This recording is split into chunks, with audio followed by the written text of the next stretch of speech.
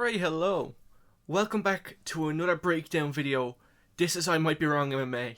In today's video, we are going to break down the main event of UFC 324, the interim title fight between Paddy Pimblett and Justin Gaethje. In today's video, we are going to break down all of the large and small details heading into this title fight. From interviews to previous fights, we're going to go through a lot. So stay tuned, grab some snacks, get comfy. It's going to be a good video. Let's just dive in. Paddy Pimblett versus Justin Gaethje. In this video, I will give my thoughts on both fighters' strengths and their weaknesses, how each of them could capitalize on the other, and just overall what I think is going to happen in the fight, and a lot of factors I think many people are overlooking. I think a lot of people are just assuming a lot of things with this fight. So I'm going to break it down. I'm going to go through previous fights. I'm actually going to show footage in this video. The other videos I just showed still images, screenshots, which took way longer than it should have. So in this video, we're going to go through actual footage. Probably going to edit it in post. I'm not going to react to it like live on camera. It'll be just easier for me that way. But I do remember what I'm going to say. Anyway, we're going to get straight into it after a minute. So first up, what are Justin Gaethje's strengths? In my opinion, his strengths are his clinch work. His clinch work is fucking phenomenal. It is absolutely phenomenal. If you look at fights like the Rafael Fiziev fight, when he caught Fiziev with that really clean uppercut, phenomenal. And that was after a rough start as well. And then he turned the tide with that little uppercut in the clinch. Absolutely phenomenal. Outstanding power. And in the Donald Cerrone fight, he rocked Cerrone and then got the finish by just getting into clinch and just hammering like inside uppercuts. It was fucking phenomenal. Beautiful stuff. Number 2. Justin Gaethje has elite level low kicks. Probably some of the best in the division. And I see a lot of people saying that Gaethje developed low kicks towards like the middle end of his career, or just kind of like midway through his career. That's just not true. He's always had great low kicks. He's just utilized them more as he got to near the top of the UFC. If you look at his amateur fights, he has like finishes because of his low kicks. Like, it's not a new thing. It's been there. It's always been there. He's just utilizing them more now. Number 3. This is a strength, but also can be considered a weakness. He has great wrestling, but he never utilizes it.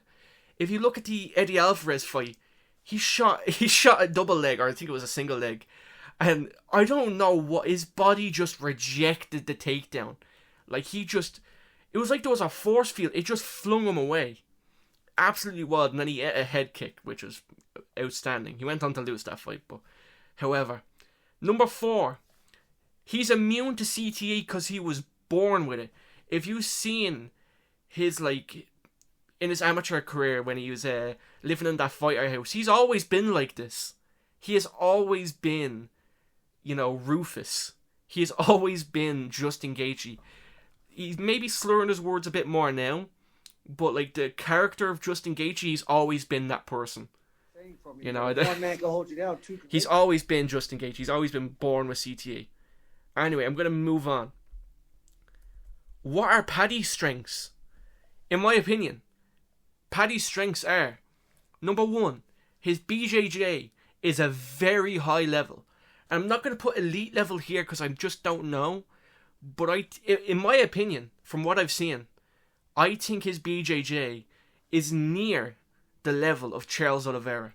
I know that's a very harsh and a very, like, wild comparison, but I do think with the amount, like, he has improved in his career, I do not think it's that crazy to say that his BJJ is near the level of Charles Oliveira. If you look at the Bobby Green fight, game plan that beautifully, attack with the low kick, then jump the gilly, and then turn that gilly into a triangle, and then turn that triangle into an armbar. Beautiful shit. And then the way he controlled Chandler in their fight, in the second Oliveira and Chandler fight, Oliveira was kind of struggling to keep Chandler down. Paddy did it with relative ease, and I know it's like a different fight, but it's just a comparison. Number 2, very solid low kicks. Like I've mentioned before, the Bobby Green fight. Just attacked on the outside, used the low kicks, forced Bobby Green to shoot. When do you see Bobby Green shooting a fucking takedown? That's what Paddy Pimblett's low kicks did. He forced Bobby Green to shoot a takedown. Then obviously jumped to Gaethje, got the triangle, got the armbar, broke, like literally fucking tore Bobby Green apart. I'm not calling him King Green, by the way. I know there's a lot of people that are getting angry at me for not calling him King Green. I am not calling him King. I'm calling him fucking Robot Lad. That's the name he was born with. That's what I will call him. Number 3, underrated power. We've seen in his previous fights, even in some of his UFC fights, Paddy has power. He has serious knockout power. Maybe not on the level of Justin Gaethje and like Ilia Topuria, but if he hits you, it will hurt. Like we saw in the Chandler fight. Chandler, in my opinion, has a decent chin. Paddy was able to hurt him a lot. Paddy was able to hurt him a lot in that fight. And speaking of chins, number 4, Paddy Pimblett just has a great chin. And I know he's been knocked down in the past, but I feel like that was when he done something really stupid, and it was like A, heavy hitter, and B, it was the perfect setup. And Paddy, in his later career, I think he's learned to eat punches better. I feel like he's adapted to like kind of protect his chin a little better. I know like the whole thing about his chin being high and all, but we seen in the Chandler fight, Chandler has a lot of power. I mean, he fucking flatlined Dan Hooker, and then Dan Hooker went 5 rounds with Poirier, and then Paddy Pimblett just ate like a huge punch from Chandler and just kind of shrugged it off and kind of taunted him afterwards. So, I think Paddy has a great chin. Will that chin hold up for the rest of his career? Probably not. I would like him to learn some more defense. But right now, he has a good chin. So I'm just going to assume he has a good chin going into this fight with Justin Gaethje. Moving on. What are Justin's weaknesses? In my opinion, his weaknesses are, 1, his chin has deteriorated a lot. Like, even before the Holloway fight, you've seen in the fights with like Eddie Alvarez and all, he took a lot of damage, maybe too much damage in that one fight alone. And then later on he fought Charles Oliveira, did well in that fight, but Charles finished him in 1 round. I know he choked him out, but he knocked him down badly and hurt him multiple times in that fight. And then obviously the Holloway fight, it was just a 5-round beatdown, and then he got knocked down and knocked out cold in the last minute. I can't rely on Justin Gaethje's chin. I feel like he is probably not like, what way can I describe this? He's not chinny like Anshul Jubilee, but the chin is not invincible. It can be cracked relatively easily, not like a gust of wind. He doesn't have the same level of chin as James Vick, is what I'm trying to say. But another thing that, goes along with him being a bit chinny. Number 2, he dips very low. Way too much. Way too much. We've seen it in fights like the Max Holloway fight, and I'll get into that later, but we've seen in the Chandler fight even. Chandler caught him with like a few jump knees and uppercuts in that fight. Like, I think in the 3rd round, or I think in the 1st round, Chandler hit the jump knee that rocked Gaethje. He dipped right into that. And then in the 3rd round, he just started spamming the dip. That sounded weird. Pause. And then Chandler capitalised by just spamming uppercuts. Now, he did spam uppercuts, and then Gaethje obviously caught him back. Paddy won't do something as stupid as that. And number 3, he has been submitted in the past. Like I said, Paddy is nearly as good as Charles Oliveira. So, I can really see him locking in a submission on Justin Gaethje. And then number 4, he was born with CTA. Like, it's a weakness and a strength, It's like 2 sides of the same coin. Moving on. What are Paddy's weaknesses? Now, this is very interesting. His weaknesses are, in my opinion, he relies on his chin way too much. And it may not affect him for this fight, but at some point, especially when he goes on to fight Ilia Topuria at some point, because I reckon that fight will happen at some point, win or lose, he's going to rely on his chin, and can you rely on your chin against Ilia Topuria? I mean, look what happened to Max Holloway. You know? That chin will deteriorate at some point. I know the whole thing with fucking Scousers. Scousers don't get fucking knocked out. Or as Cody Garbrandt would like to say, sorcerers don't get knocked out, bro. But number 2, along with him relying on his chin too much, number 2, his chin is higher than Nate Diaz. You know? And that's a very, very high margin to rise to, but his chin is higher than Nate Diaz right now. And number 3, he blitzes in, and I noticed this a lot with the Michael Chandler fight. Whenever he's backed up into his corner, he blitzes in and just rushes them with like a flurry of punches or like a high kick or like a jump knee, something like that. He done it against Tony Ferguson. In Chandler, whenever he was backed up against the fence, he would always just blitz in and try push his way out into the centre of the cage. You know, so that worries me. I feel like he might get caught if he does that with, Justin Gaethje. But, in fairness, Holloway did catch Gaethje when he blitzed in, so that could be a strength in this fight. I don't know. But, moving on. Other factors in the fight. This is not including game planning. This is just other shit. Gaethje might have staph, which is going to affect his cardio.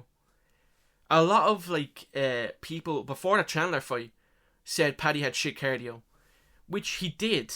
He did have shit cardio, but he has worked on it. He has paced himself, and now he has great pacing, and I think he just overall has better cardio. I feel like he can go 5 rounds. Now, Gaethje with staph. Gaethje has gassed out before, and now this is Gaethje with staph. I don't think we need to worry about Pimblett's cardio in this fight.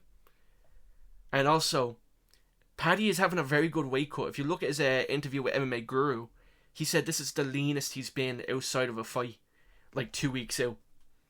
So, there's no worry of Paddy having a really rough weight cut. He is getting the weight off, And also, Justin is going to retire soon probably, so he might not have it in him as much anymore. Moving on. More factors in the fight. Paddy, in an interview with TNT Sports, said that he is using the Max Holloway. He didn't use these words exactly, but he kind of hinted towards it. He is using the Max Holloway fight as his reference for the game plan. I'm going to probably play it around now. No secret that he wants to keep this on the feet. We know his knockout power, but your submission skills are so slick. You want to take it to the ground? No, okay. I'll keep it on the feet with him. There's the blueprint there to beat him. Max done it, and everyone underestimates my strike, and everyone thinks I'm just gonna come in and I'm gonna take him down, and I'm not. He had an absolute war with Chandler, and I pieced Chandler up. So I know MMA math doesn't work, but you'll see come Jan 24th when we have a perfect game plan and we finish him within 3. So, Paddy is using the Max Holloway game plan, and a lot of things that he can use in that Max Holloway fight, we've seen him use against Chandler. With the jab, and then waiting for Chandler to roll under the jab and then catch him with either an uppercut or a jump knee. We've seen Paddy do this. Paddy's been studying the Max Holloway fight for much longer than we think. I feel like he is doing a lot of things Holloway does, which is, a great, because Holloway's probably one of the best strikers in the division. And also, we see him do it against Chandler. And I think, in my opinion, people don't make the comparison enough. I think Gaethje is just a slightly better version of Chandler, in my opinion. A smarter version, obviously. But the way he dips, the way he fights, it's very similar to Chandler. Gaethje is Chandler if he was smart, in my opinion. But you can see it in the Max Holloway fight. Max would feint with the jab. He'll start with the jab. Justin, his whole thing is he dips under and tries to roll with the jab and tries to land a counter over the top. We've seen it in previous fights. I can't really remember any examples, but he does it pretty much every fight. Max had experience with this kind of counter, so he knew what to do. If you remember the Volkanovski, the second fight, he would start with the jab. Volkanovski would duck underneath a roll with the punch, and then he would catch him with an uppercut and a left hook. if you look, and he did that in the Gaethje fight in the first 3 rounds, he done that a lot. If you look at what Paddy done to Chandler, it was the same essence. It was kind of in the same vein of what Max Holloway done to Gaethje. And I can see him landing on Gaethje the same way Holloway did. So, I think Paddy Pimblett's striking is very fucking underrated, in my opinion.